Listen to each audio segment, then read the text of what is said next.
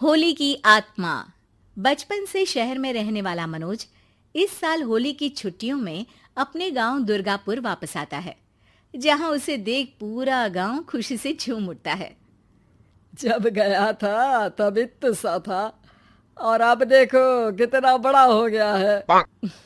हाँ सरपंच जी, जब मैं गया था तब आप भी बहुत जवान थे और अब देखो कितने बूढ़े हो गए हैं आप।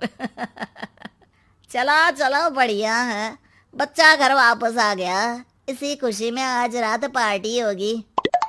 क्या बात है, गांव में भी पार्टियां होने लगी। वैसे अगर पार्टी की बात है तो आज क्यों सीधा होली पार्टी करते हैं। होली पार्टी की बात सुन चहल पहल में अचानक सन्नाटा छा जाता है, जिसे देख मनोज को कुछ अजीब लगता है। लेकिन तभी सरपंच बात पलट देता है। अब बहुत देर हो गई, चलो सब अपने घर चलो, पार्टी के बारे में कल सोचेंगे। मनोज भी मम्मी पापा के साथ घर आ जाता है, पर होली पार्टी और उस पर पूरे गांव की खामोशी वाली बात अभी तक उसके जहन से निकलती नहीं। पापा, होली पार्टी की बात पर सब चुप क्यों हो गए थे? अरे होगी उनकी कोई अपनी बात। मुझे गांव की पंचायत ही थोड़ी पता है। थक गया हूँ, चलो सो जाते हैं, कल बात करते हैं।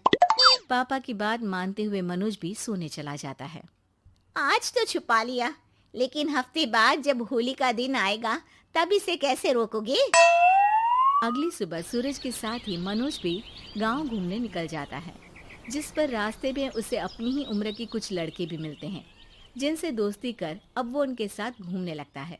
इसी तरह कुछ दिन बीत जाते हैं और होली नजदीक आने लगती है। दोस्तों, होली में 4 दिन ही बचे हैं, पर गांव में उसकी कोई तैयारियां क्यों नहीं दिख रही? क्योंकि यहाँ होली नहीं मनाई जाती। अरे पर ऐसा क्यों? वो राजा भूषण। अरे तुम 4 दिन के लिए आए हो, क्या इतना सोच रहे हो? चलो कुछ खाने चलते हैं। इसी के साथ एक बार फिर होली की बात को टलते हुए देख मनोज को शक होने लगता है। वो घर पहुंचते ही इंटरनेट पर अपने गांव और राजा भूषण के बारे में जानकारी निकालने लगता है। क्या? मुझे आज तक ये नहीं पता था। ऐसा कैसे? किसी ने मुझे कुछ बताया क्यों नहीं? सारी जानकारी लेने के बाद मनोज गांव वालों या अपने मम्मी पापा से कुछ पूछे बिना खुद ही उसकी सच्चाई के बारे में छानबीन करने लगता है, जिसके चलते वो राजा भूषण की हवेली में पहुंचता है। वाह, क्या हवेली है यार। पर क्या यहाँ सच में कोई भूत है? हेलो भूत जी, कोई है क्या? हम इस साल गांव में होली सेलिब्रेट कर रहे हैं, क्या आप उस पर थोड़ा इंटरव्यू देंगे? मनोज के ऐसा बोलते ही गांव में तूफान उठ जाता है और हवेली में रखी सारी चीजें हिलने लगती है। एक अदृश्य शक्ति मनोज को धक्का देकर हवेली से बाहर निकाल दरवाजा बंद कर लेती है। ये सब देख मनोज हैरान रह जाता है। क्या अभी मुझे हवा ने धक्का देकर बाहर निकाल दिया? मेरे होते हुए इस गांव में कभी होली नहीं मन सकती, इसलिए दोबारा ऐसी कोशिश भी मत करना, अंजाम बुरा होगा। आवाज सुन मनोज हैरानी से इधर उधर देखने लगता है, पर उसे कोई दिखाई नहीं देता। वो गांव वापस आ जाता है, जहां तूफान की वजह से सब कुछ तहस महस हो चुका होता है। आखिर ये तूफान आया कैसे? ना ऐसा कोई मौसम था और ना ही हमने होली का त्योहार मनाने की बात की थी। सरपंच की बात पर कोई रिएक्शन दिए बिना मनोज चुपचाप अपने घर चला जाता है। इस तरह देखते ही देखते होली का दिन भी आ जाता है और मनोज रंग लेकर गांव में निकल जाता है, लेकिन गांव पूरी तरह खाली होता है। अरे त्योहार का दिन है, धूमधाम की जगह मातम क्यों मनाया हुआ है? मनोज की आवाज सुन सब अपने घर की खिड़कियां खोल के घर के अंदर से ही उसे वापस जाने के लिए कहने लगते हैं, पर वो किसी की नहीं सुनता।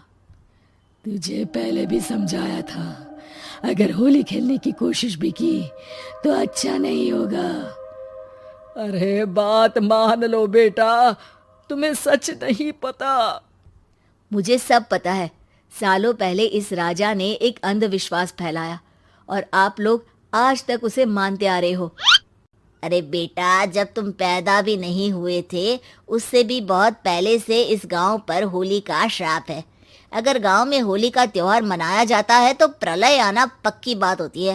राजा भूषण इस सब में नहीं मानते थे और त्योहार मनाने लगे, जिसके चलते होली वाले ही दिन पहले उनके बेटे की और फिर उनकी मृत्यु हो गई।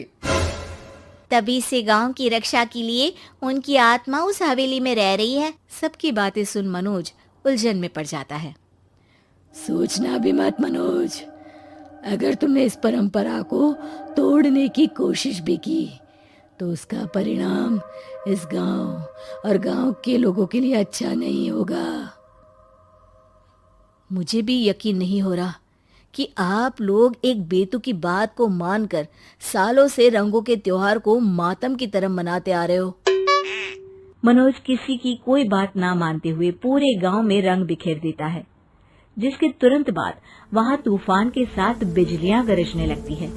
अचानक मौसम में ऐसा बदलाव देख जहां मनोज कंफ्यूजन में आ जाता है, वहीं गांव वाले डर से सहम जाते हैं।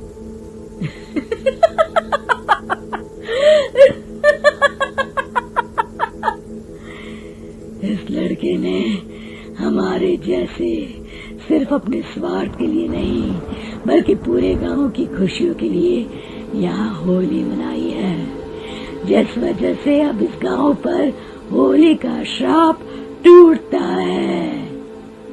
ऐसा बोलकर राजा का भूत वहां से गायब हो जाता है, जिसके बाद गांव के लोग धूमधाम से होली मनाते हैं। खुशियों के रंग गांव में बिखरे ही होते हैं कि अगली सुबह अचानक मनोज कहीं गायब हो जाता है और एक बार फिर गांव में होली का नया राज शुरू हो जाता है।